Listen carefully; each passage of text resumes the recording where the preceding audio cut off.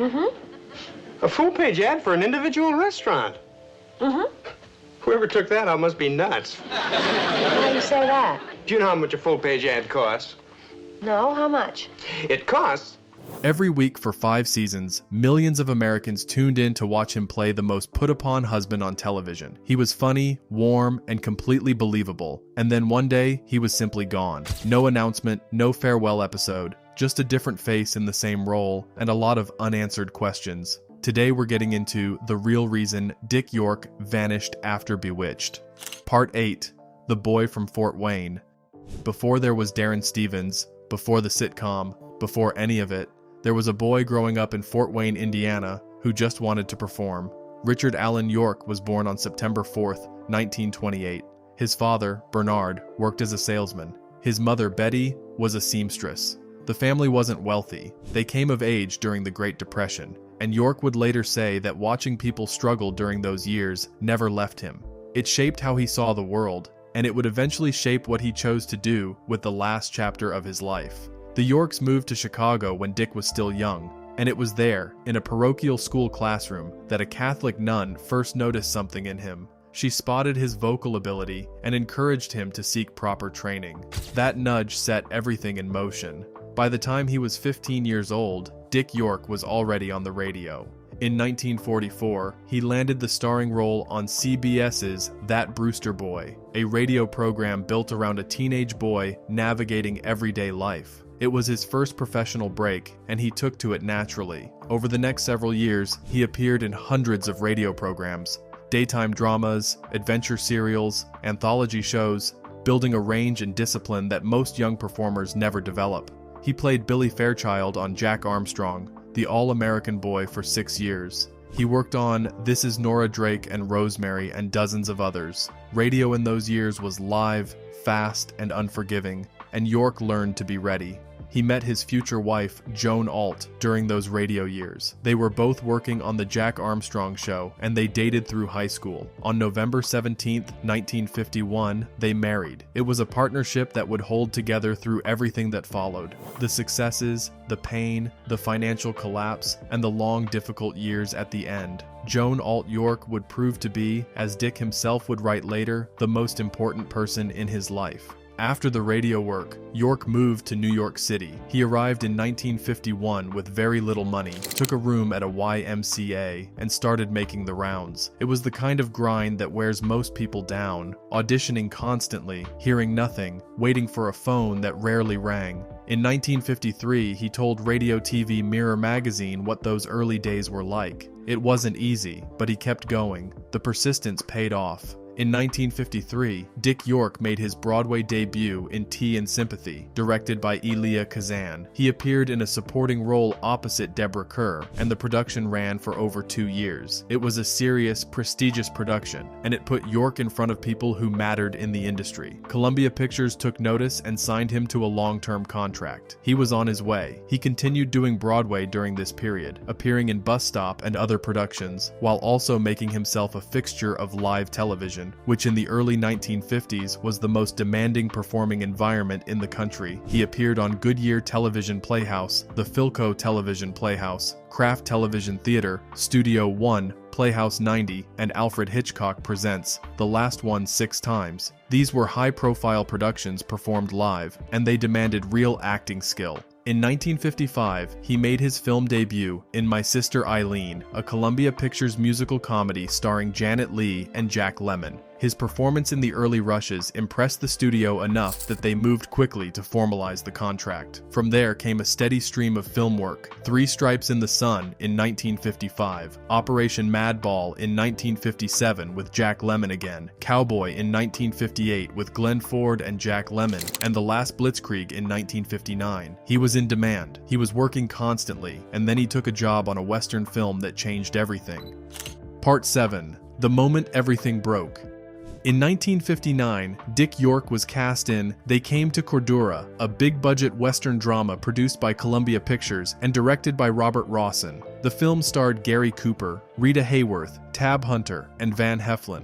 York played Private Renzihausen, not the lead, but a substantial role in a major production. For an actor in his early 30s, still building his film career, it was exactly the kind of opportunity that moved you up. Filming was grueling. The production took place on location in demanding terrain, and the physical demands on the cast were real. It was near the end of production, the second to last day of filming, when the accident happened. York and Gary Cooper were shooting a scene that required them to propel a railroad handcar down a stretch of track. Other cast members, playing wounded soldiers, were positioned on the flatbed. The scene was physically demanding but manageable. York was working the bottom stroke of the handcar mechanism, a back-and-forth pumping motion, when the director called cut. In that instant, one of the extras on the flatbed reached up and grabbed the handle York was holding, lifting his entire body weight off the surface with it. York had been mid-stroke, already pulling upward. Instead of lifting the expected weight of the handle alone, he was suddenly absorbing approximately 180 pounds of dead weight, with no warning and no preparation. The muscles along the right side of his back tore. In his own words, they simply snapped and let loose. He didn't go to the hospital. He didn't seek immediate medical attention. He was near the end of a major film, surrounded by professionals, and he did what many working actors do. He pushed through it. He finished the job. That decision would cost him everything. The injury did not announce itself as catastrophic in the beginning. York went back to work.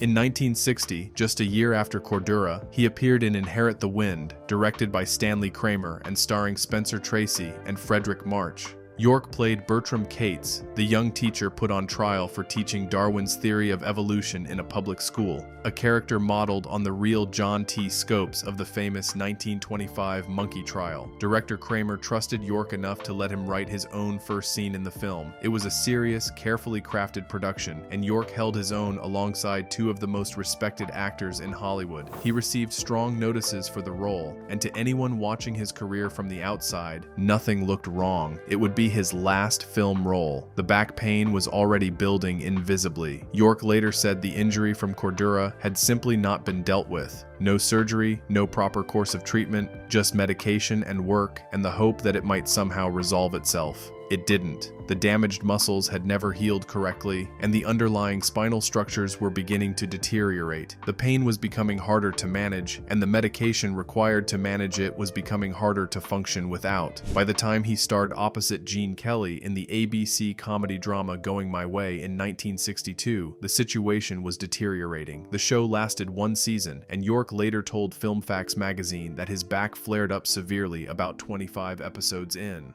Shots and therapy weren't working. Surgeons were recommending everything from spinal fusion to the removal of several vertebrae. Gene Kelly, who was both star and producer of the series, quietly had ramps built on every set and arranged accommodations for York's condition without ever making it a conversation. York said Kelly never said a word about it, but the pain wasn't going away, and the medication required to manage it was starting to create a problem of its own. York continued working through the early 1960s, making guest appearances on The Untouchables, Dr. Kildare, Rawhide, Wagon Train, Route 66, and The Virginian. He was a recognizable face in television. Producers liked him. He was good at what he did. And somewhere in the middle of all of it, he was managing chronic pain with doctor-prescribed codeine, muscle relaxants, and sleeping pills. In 1964, he was called in to audition for a new ABC sitcom. Part 6. Bewitched and the Bargain. Bewitched was not originally written for Elizabeth Montgomery. The show had been developed as a vehicle for Broadway star Tammy Grimes, who was looking to move into television. The basic premise was there: a witch married to a mortal. But the script wasn't working. Grimes turned it down. Producer and director William Asher came in, rewrote significant portions of the concept, developed the characters of Samantha and Endora, and brought in Elizabeth Montgomery, who had appeared in several films and was Asher's real-life wife at the time. Many actors auditioned for the role of Darren Stevens, the advertising executive married to a woman with magical powers, who spends most of his time trying to convince her not to use them. The casting process eventually came down to two candidates: Dick York and Dick Sargent. York got the part. Sargent, notably, went on to star in the Tammy Grimes television show that Bewitched had originally been built around, a show that failed. Fate arranged things in a particular way, and everyone would remember it later. Bewitched premiered on ABC on September 17, 1964. It was an immediate success. The combination of Elizabeth Montgomery's warmth and comic grace, the wonderful supporting cast, Agnes Moorehead as the imperious Endora, David White as the hapless Larry Tate, Paul Lynde as the hysterical Uncle Arthur, and York's own exasperated, rubber-faced everyman quality made the show something people genuinely loved. Darren Stevens was not a glamorous character. He was flustered, frequently outmaneuvered, and perpetually horrified by the chaos around him. York played it with a precision that made it look effortless. The show was a ratings hit from the start, landing in the top 10 during its first season and staying there. America liked Bewitched for a lot of reasons: the fantasy element, the humor, the romance between Samantha and Darren. But a large part of what made it work was that York was so specifically, believably human in the middle of all the magic. He wasn't just a straight man, he had genuine comic instincts and a physical expressiveness that made the most ordinary scenes worth watching. When Darren was outraged or mortified or desperately trying to pretend that everything was normal when it absolutely was not, it was York who sold it. His face did half the work before he said a word.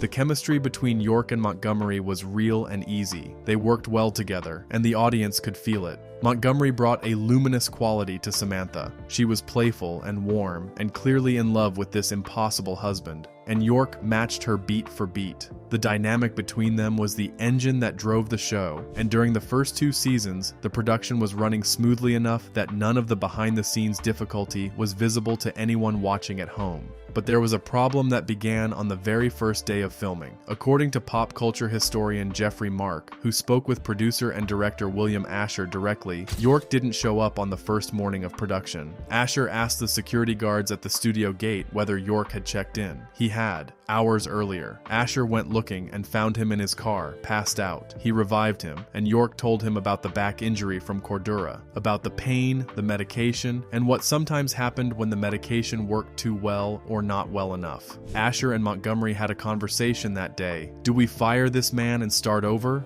They chose to keep him. And the production adapted. A slanted wall was built in York's dressing room so he could lean against it between takes and take the pressure off his spine. During the first 2 seasons, this helped enough that audiences had no idea anything was wrong. York's physical performance was full and committed. His comedy timing was sharp. The back pain was being managed. That changed halfway through the 3rd season. The injury had progressed from a muscular tear into a degenerative spinal condition. The chronic inflammation and deterioration in his spine meant that some days, York simply could not stand without assistance. The production slowed its filming schedule to accommodate him. Scripts were adjusted so that Darren Stevens was seated or lying down for entire episodes. The crew stationed people just out of frame to help York open doors, because some days, pulling a door open was beyond what his back could manage. Pop culture historian Jeffrey Mark, who had access to people close to the production, described it this way: as the show progressed, more and more problems appeared. York was losing weight.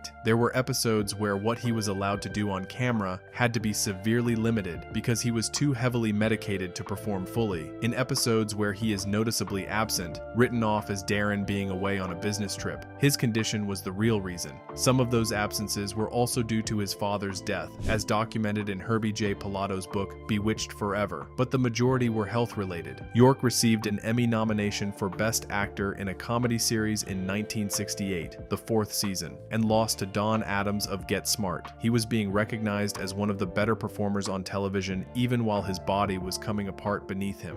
By 1968, the prescription drug dependency had become addiction. The codeine, muscle relaxants, and sleeping pills that had been prescribed to manage legitimate, documented pain had woven themselves into his nervous system over nearly a decade. He could not function without them. He could not always function with them. Part 5. The Day It Ended. The 5th season of Bewitched was when things came to their conclusion. York showed up on set one day during production of the 5th season episode Daddy Does His Thing. He had a temperature of 105 degrees. He had been receiving strong antibiotics for almost 10 days. He dressed, went through makeup, and lay in his dressing room waiting to be called. When he got to the set, he collapsed. He was hospitalized. The fever, the medications, the back pain, the years of grinding through a daily shoot on a spine that had been deteriorating since 1959, all of it came to a head at once. illness. York knew, lying in that hospital, that he was not going to walk back onto that set and resume where he left off. He spent over a year, largely bedridden in the aftermath. The only statement he made publicly at the time was to the Sacramento Bee in March of 1969. He kept it simple and dignified. 5 years as Liz's husband on Bewitched, no hard feelings. He just wanted a chance to do other stage and movie roles. The show did not explain the change to its audience. When Bewitched returned for its 6th season in the fall of 1969, Darren Stevens was simply being played by a different actor, Dick Sargent, the man who had nearly gotten the role 5 years earlier. No on-screen acknowledgement was made, no farewell scene, no explanation was offered. Viewers who had spent 5 years with York's Darren were left to adjust on their own, and many of them never quite did. The ratings reflected it. Bewitched ran 2 more seasons with Dick Sargent in the role before Elizabeth Montgomery herself chose to end the show. It was canceled in 1972, partly due to falling ratings, partly because Montgomery was ready to move on. Many of the people who loved Bewitched during its York years felt the comic chemistry was simply gone. Montgomery and Sargent were professional and capable, but what York had brought to the role, the specific quality of that particular frustration, the physical comedy, the warmth underneath the exasperation, was not something that could simply be transferred to another actor.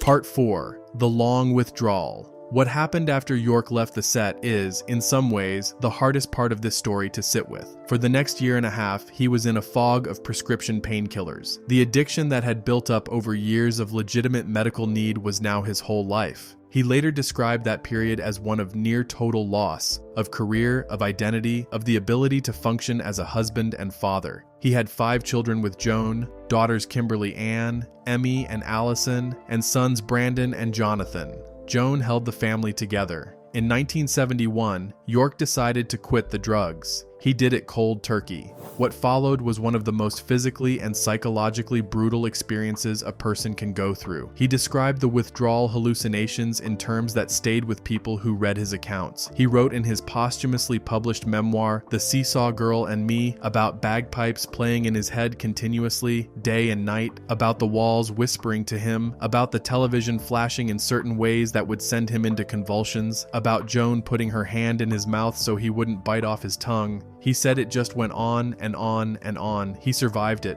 Joan was there for all of it. The convulsions, the hallucinations, the long silent stretches when he just stared out a window. The woman he had met on a radio show when they were teenagers, who had married him and raised 5 children with him, held the household together through years when he could not. When the acute withdrawal finally passed, there was still the question of what came next. York was in his early 40s, out of the industry, without income, and still dealing with a spine that had been compromised for over a decade. The next 5 years were, in his own description, a period of looking out windows and reassembling himself. 6 or 8 months at a stretch of just being still, flat on his back, trying to figure out who he was now. For most of the 1970s, York was out of show business entirely. He and Joan tried to make ends meet in a variety of ways. They purchased an apartment building and attempted to live off the rental income, but York proved constitutionally unfit to be a landlord in any conventional sense. He rented to people on welfare, people who couldn't pay, and when they couldn't pay, he let it go. It was not a viable business model, but it was who he was.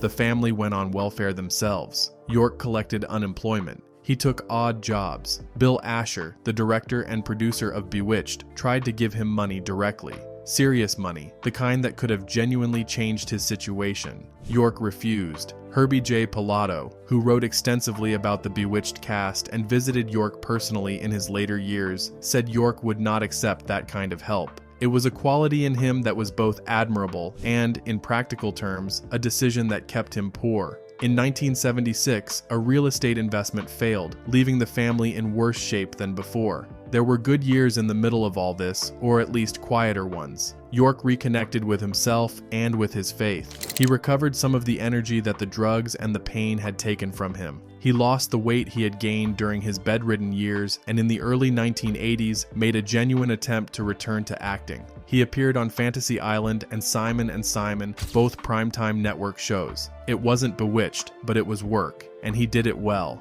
Then his agent failed to register with the Screen Actors Guild on his behalf. The calls stopped coming. By 1984, Dick York's acting career was effectively over, not with a dramatic ending, but with a bureaucratic oversight that simply allowed the phone to go quiet. Part 3. Michigan and Acting for Life. In the mid-1980s, Dick and Joan York moved from California to Rockford, Michigan. Joan's mother was ill and needed care. When her mother died, the Yorks stayed on in her small house. It was a long way from Burbank and the lights of a television studio, but it was home, and for the first time in a long time, it was stable. The emphysema arrived next. York had been a 3-pack-a-day cigarette smoker for most of his adult life. He had smoked openly on the set of Bewitched, as practically everyone did in those years. By the time he reached his late 50s, his lungs were failing. By 1989, he was dependent on an oxygen tank simply to get through the day. He was bedridden for significant stretches. The degenerative condition in his spine had not improved with age. He was living on Social Security and a small pension from the Screen Actors Guild. And yet,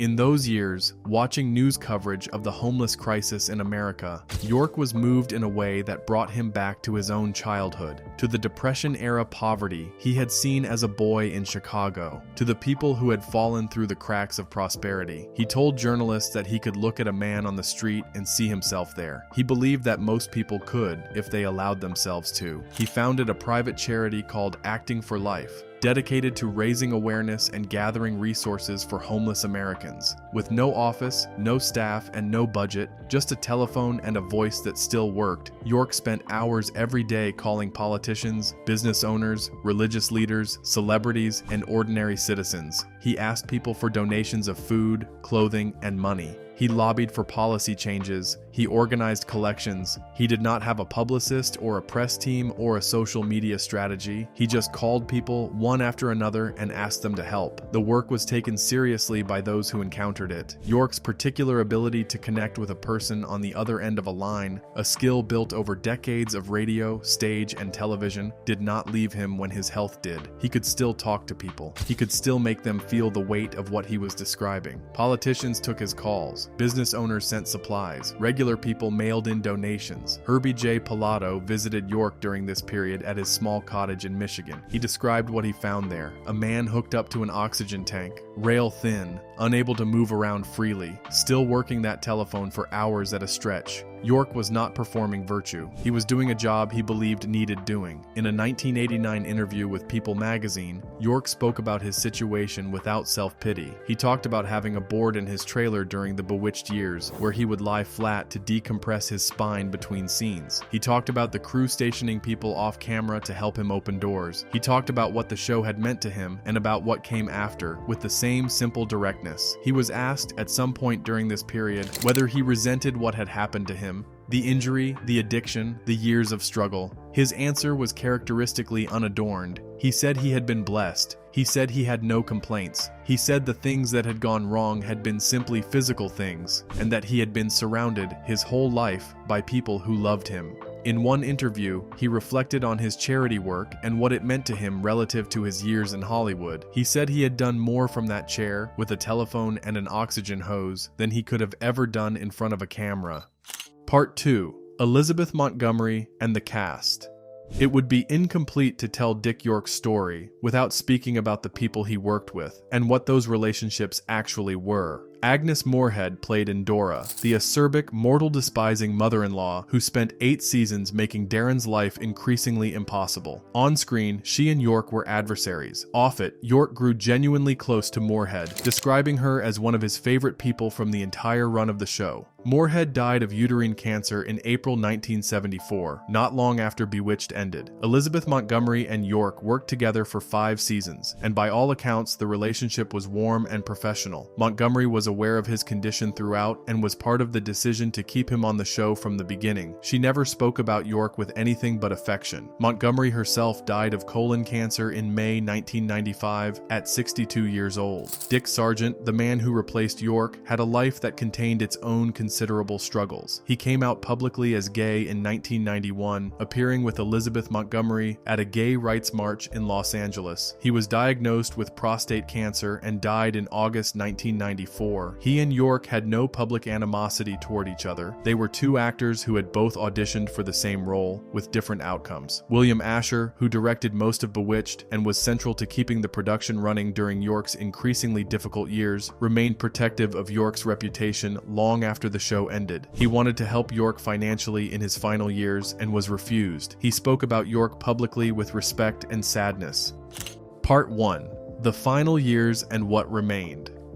By the early 1990s, Dick York was 63 years old and running out of time. The emphysema had progressed to the point where daily life required constant medical support. He was in Rockford, Michigan, in a small house with Joan. His 5 children were grown. He had 13 grandchildren. He continued his work with Acting for Life as long as he was able, making calls, pushing, advocating. On February 20th, 1992, Dick York died of complications from emphysema at a hospital in Grand Rapids, Michigan. He was 63 years old. He was buried at Plainfield Cemetery in Rockford, Kent County, Michigan. His memoir, The Seesaw Girl and Me, was published posthumously. It is part career history, part account of his addiction and recovery, and largely a love letter to Joan, the woman he had met when they were both teenagers doing a radio show, who had married him, stayed with him through his collapse, and been with him at the end. The Seesaw Girl of the title is Joan, who as a young girl used to play on the seesaw at a park near where they first met. York wrote it for her. Bewitched continued in reruns through the decades after the show ended, on Nick at Night, on TV Land, and eventually through streaming. New generations of viewers discovered the show and often had no idea there had ever been a second Darren. York's 5 seasons remain the standard against which the show is still measured by anyone who grew up watching it. In 2024, an independent documentary by filmmaker Daniel Henares was produced to mark the 60th anniversary of Bewitched, examining the show's legacy and addressing, among other things, what had happened to Dick York. The story had always been there, for anyone who looked, but for a long time, most people didn't know to look. Epilogue. What York said about all of it.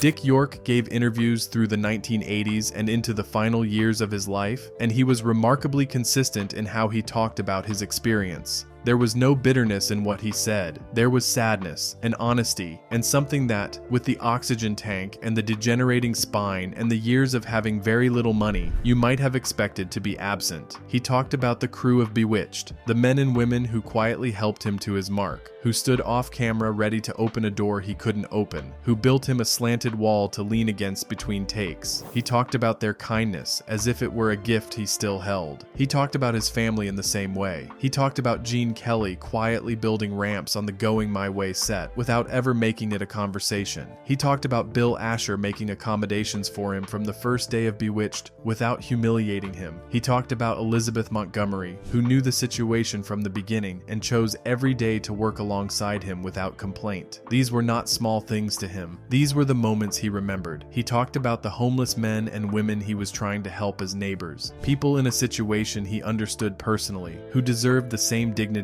that everyone deserves. What York seemed to have arrived at by the end of his life was something a lot of people spend years trying to reach and never find: a clear sense of what actually mattered. It wasn't the show, it wasn't the career, it wasn't the years of pain or the lost parts or the money that never came back. It was Joan, it was his children, it was the people on the other end of that telephone. He had been, by any external measure, a man dealt a difficult hand after a promising start. One moment on a movie set, one extra grabbing a handle he wasn't supposed to grab, sent a ripple through the rest of Dick York's life that never fully stilled. But he did not tell his own story that way. He said he'd been blessed. He said he had no complaints. And if you watch those first 5 seasons of Bewitched, really watch them, past the magic and the nose twitching and the comic plots, you can see something in York's performance that holds up decades later. A genuine person playing a genuine person. Someone who made you laugh without making you feel talked down to. Someone warm and funny and real. That was Dick York, and now you know the real reason. Dick York vanished after Bewitched. If this story stayed with you the way it stayed with us, please give this video a like. It helps more people find it. And if you're not subscribed yet, now is a good time. We put out videos like this regularly, digging into the real stories behind the people and shows that shaped American culture. Hit the subscribe button and the bell so you don't miss the next one.